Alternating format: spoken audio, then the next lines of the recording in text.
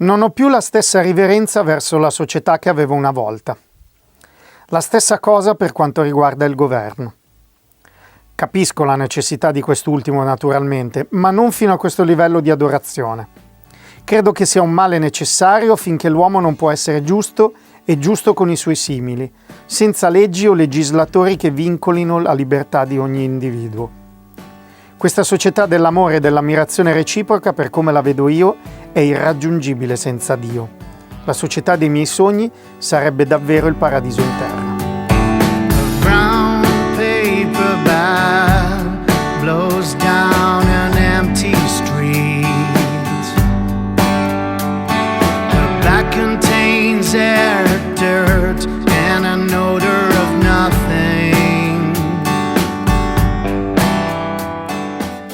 Paper Bag, il cui titolo originale è A Dead End Street, è la prima canzone in cui mi sono imbattuto leggendo il diario di John, esattamente a pagina 8.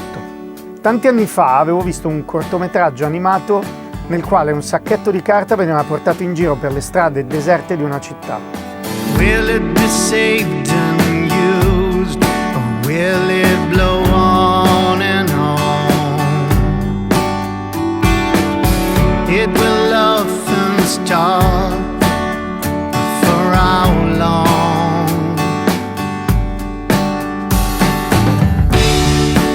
Il cervello e la memoria sono due cose che mi affascinano e mi lasciano sempre a bocca aperta. Nella mia mente, leggendo le parole nelle quali si capiva chiaramente la sensazione che volevano trasmettere nel lettore, si è creata questa melodia, dapprima sussurrata che poi riecheggiava sempre più intensamente.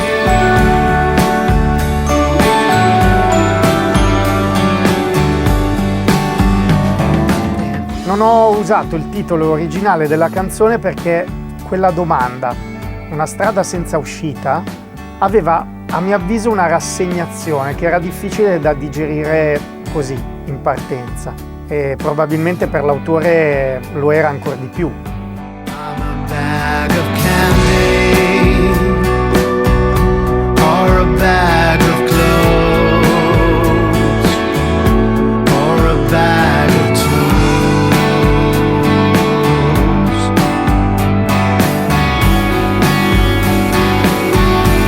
Così, anche se il testo fa capire questo senso di inutilità, di non appartenenza, di sentirsi un po' sballottato senza una direzione spinta dal vento, sul finale afferma che deve trovare una sua identità e direzione, perché in realtà quel sacchetto di carta è proprio lui.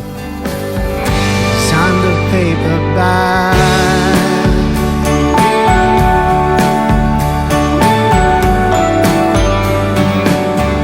Signed a paper bag.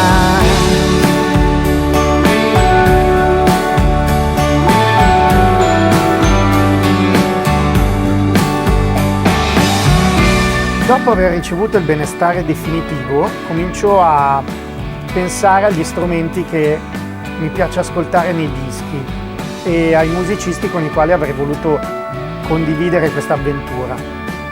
Sono partito molto avvantaggiato dal fatto che, avendo sempre suonato nella mia vita e avendo poi scelto di fare questo lavoro professionalmente dal 2012, gli amici musicisti con i quali suono più spesso in maniera diciamo più continuativa, alcuni di loro avevano peraltro già suonato nel mio primo EP, sono stati il pensiero più naturale da seguire.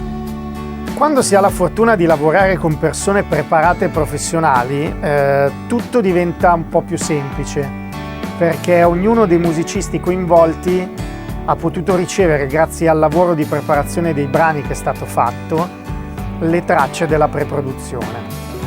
E qui la tecnologia dei giorni nostri è stata di grande aiuto, perché ognuno di noi ha potuto portare queste tracce nelle rispettive case, studi, sale prova ed escludere le tracce registrate precedentemente per potersi allenare, studiare, analizzare il pezzo e soprattutto proporre anche le proprie idee, facendole ascoltare a tutti gli altri. Inevitabile comunque pensare alla bellezza e alla magia di quando si entrava in studio per un mese e si usciva a disco finito. Le registrazioni venivano fatte su dei nastri magnetici che non davano modo di fare tutte le correzioni e le modifiche che i software attuali permettono, e tutti noi ormai un po' diamo un po' per scontato.